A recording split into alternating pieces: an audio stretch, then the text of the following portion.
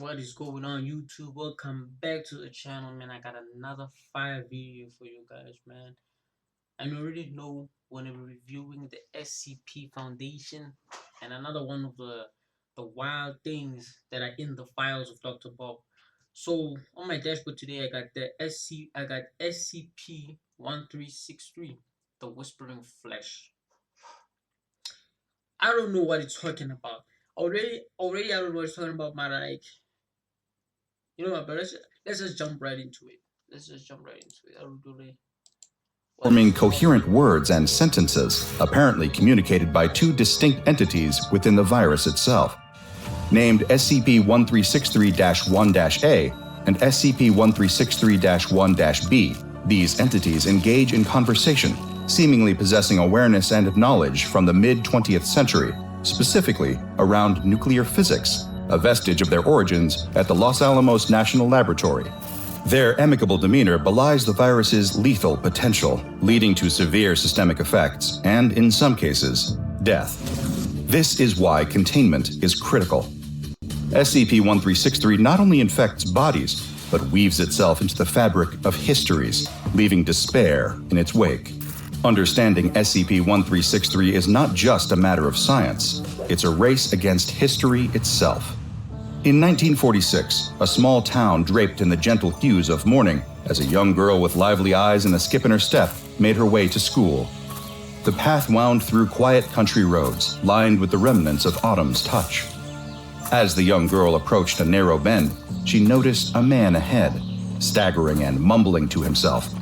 His arms were covered in strange marks that seemed to shift and move. Curious but cautious, the girl slowed her pace, her gaze fixed on the odd sight. The man, lost in his own world of discomfort, suddenly stumbled toward her. Reflexively, the girl put up her hand to shield herself, brushing against one of the lesions on the man's arm. The contact was brief, but in that instant, her hand came away with a slick, unusual feeling. "Sorry, miss," the man gasped, clutching his head as he shuffled away, leaving the girl to stare after him, puzzled and slightly scared. Once at school, she rubbed her tired eyes with the same hand, unwittingly transferring whatever had lingered from the man's lesion. Throughout the day, a headache began to nag at her, growing in intensity. By the time she returned home, the discomfort was unbearable. Her parents, noticing her distress at dinner, advised her to drink more water, thinking perhaps the day's play had left her dehydrated. "Drink up, sweetheart, it'll help," her mother said, pushing a glass of water toward her. The girl tried to comply, but the water did little to ease the pounding in her head. Later that evening, as she changed into her pajamas, her mother noticed small, scrape-like lesions forming on her arms. "What happened at school today? Did you fall?" her mother asked, concern knitting her brow. "No, Mommy," the girl whispered, her voice strained by the throbbing in her skull. "It just started hurting." Her parents exchanged worried glances, attributing the mysterious symptoms to a possible flu, and decided to monitor her overnight, hoping a good night's rest would bring improvement. The next morning, the young girl's struggle to concentrate in class became evident. Every whisper of a classmate, every scratch of a pencil on paper amplified her headache to unbearable levels. Her teacher, a kind woman with a keen eye, noticed her distress. "You look pale," the teacher said, guiding her to the hallway. "Let's visit the nurse." In the nurse's office, the girl sat quietly, the fluorescent lights above seeming to pulse with each throb of her headache. The nurse, a meticulous woman with years of experience, examined her carefully. She gently touched the lesions, her expression growing concerned. "How did you get these?" the nurse asked, her voice low. "I don't know," the girl murmured, her eyes downcast. The nurse's suspicion ticked up a notch. Something didn't feel right. She made a decision, her hand steady as she picked up the phone and dialed Child Social Services. "I think you need to see this," she said, glancing back at the girl with a mix of worry and determination. Later that day, a car pulled up to the family home. Social Services, accompanied by a police officer, approached the front door. The girl's parents met them, confusion turning to horror as the reason for the visit was explained. "We need to ensure her safety," the social worker explained, avoiding the parents' pleading eyes as they protested, tears streaming down their faces. "No, you don't understand. She's not abused," her mother cried out, gripping the social worker's arm. Her father, equally distraught, tried to reason. Please, she's just been ill. Let us take care of her. But their pleas went unheard.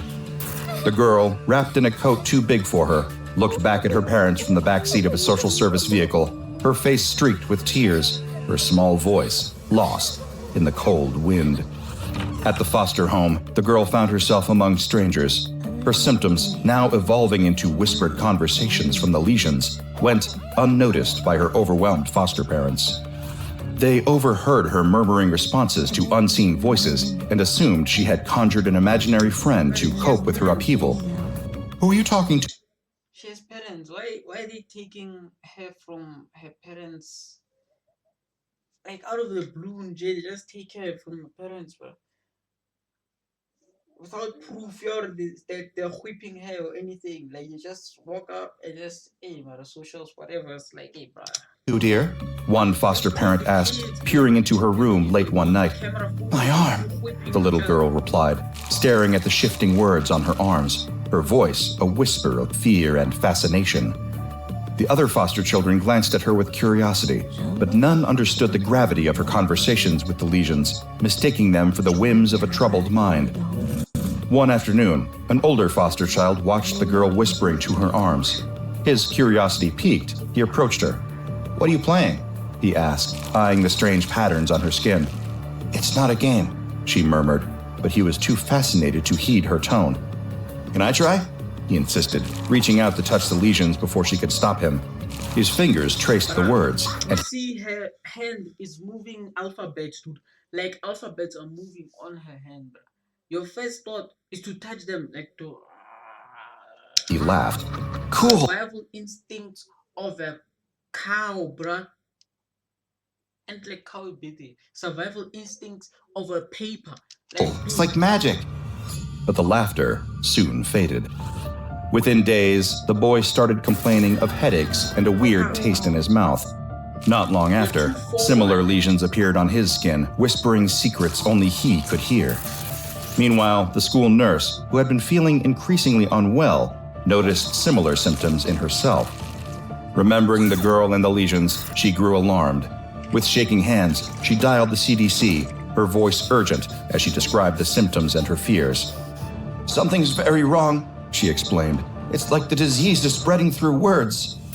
Under the guise of public health officials, SCP-Foundation agents arrived in the town, their presence calm yet authoritative. They moved with purpose, observing the behaviors and interactions of the townsfolk, especially those showing the mysterious symptoms of SCP-1363. The agents meticulously gathered data, blending in yet remaining apart, their notes becoming a catalog of the unfolding epidemic. It didn't take long for them to confirm the presence of an anomalous infectious agent.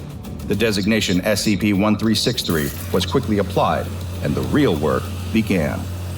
Initiate containment protocol, one agent instructed, speaking into a concealed microphone. Teams of Foundation personnel, donned in biohazard suits, began the somber task of rounding up affected individuals. The girl, her symptoms now fully manifest, and the observant school nurse were among the first to be escorted to waiting, unmarked vans. Inside the containment facilities, the atmosphere was tense but controlled. Researchers and doctors worked in sterile rooms, their movements deliberate, covered from head to toe in protective gear. They examined each patient with precision, careful to avoid any contact that might spread the contagion to themselves. Back in the town, a subtle quarantine was enforced. The once lively streets grew quiet, the usual bustle replaced by the occasional sight of Foundation personnel and their unmarked vehicles. Residents peeked from behind curtains, their whispers filling the air with rumors and fear. What's happening? One townsperson asked another as they watched another neighbor being escorted away by suited figures. I heard it's some new kind of flu, the other replied, their voice low, tinged with uncertainty and fear. As the Foundation's presence became more noticeable, the reality of the situation began to sink in for the townsfolk. They were at the epicenter of something far beyond ordinary, a mysterious illness that could no longer be ignored. The town, now under the watchful eye of the Foundation, braced itself as the quiet quarantine tightened, a protective grip that held both safety and a whisper of something darker. At the containment center, the hum of scientific activity filled the air as researchers monitored the progression of SCP-1363 in its various stages. The atmosphere was tense, each team member aware of the unusual and dangerous nature of their subject. In a secured observation room, a Foundation doctor prepared to interview the lesions on the girl's arms. The setup was unusual. A camera focused on the girl's limbs, a microphone poised to catch every whisper from the sentient marks. "Let's begin," the doctor said, his voice steady despite the surreal task. He addressed the legions directly, pen in hand, ready to record their responses. "Can you understand me?" The legions shifted, forming words that appeared on the girl's skin. "Yes," they replied, the word slowly morphing on her arm. "How are you able to communicate?" the doctor continued, his fascination tempered with a clinical detachment necessary for his notes. "Through her," the legions formed the reply, indicating their host. The doctor noted the response, then asked another question. "What do you want?" "Exist," the legions spelled out, a simple yet chilling response that made the room's temperature feel a degree colder. As the interview proceeded, the researchers behind the observation glass took meticulous notes, their faces a mix of curiosity and concern. Each answer was analyzed. Theories whispered back and forth about the implications of this communicative ability. The girl, for her part, sat quietly, her expression one of resigned discomfort. She had grown used to the odd sensations of her own skin speaking, yet the fear of what it meant lingered in her eyes. The session continued, with the doctor gently probing for more information about the origins and desires of SCP-1363-1, the entities living within the virus. Each answer brought them closer to understanding, yet the truth of SCP-1363 remained elusive, shrouded in biological mystery. As the day wound down, the researchers compiled their findings, the data a mix of scientific breakthrough and haunting medical anomaly. The containment center buzzed with the energy of discovery and the somber acknowledgement of the path ahead. The girl was returned to her room, her arms still whispering secrets only the Foundation could now hear. As we've seen, SCP-1363 is not just a medical anomaly. It's a window into the complexity of infectious diseases and their potential interactions with human psychology. After the acute and chronic stages, the virus enters what we will call the convalescent stage. This is where the levels of SCP-1363 in the blood begin to decline, leading to a gradual resolution of symptoms. Most subjects recover fully within a month, but let's not underestimate the psychological scars left behind. The virus fades, but the impact lingers.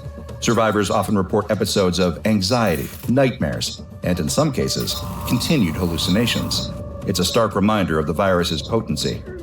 Now, let's talk containment. SCP-1363 is currently contained at Bioresearch Site 101 under the highest biosecurity protocols. The containment unit is designed to prevent any possibility of outbreak, with multiple redundancies in place. Every precaution is taken to ensure that SCP-1363 does not leave the confines of its containment cell. This includes specialized air filtration systems, double-sealed doors, and regular health screenings for all personnel involved in its management. The outbreak of 1946 taught us valuable lessons in containment and crisis management. We've applied these lessons to enhance our protocols, ensuring the safety of the public and the integrity of our research. As we continue to study SCP-1363, our goal remains clear: understand, contain, and mitigate. The Hey man, shout out Dr. stakes are high, Bob, but man. Shout out Dr. Bob. Another fire video, another fire storytelling. Me personally, I don't know how I would take it if my skin was literally talking to me. You know, unless my skin knows basic maths or pure maths, I'm telling you, bro, I'm passing those tests. I'm gonna be asking a dude like, what is the square root of 1,000? Blah blah blah. The dude just starts writing on my.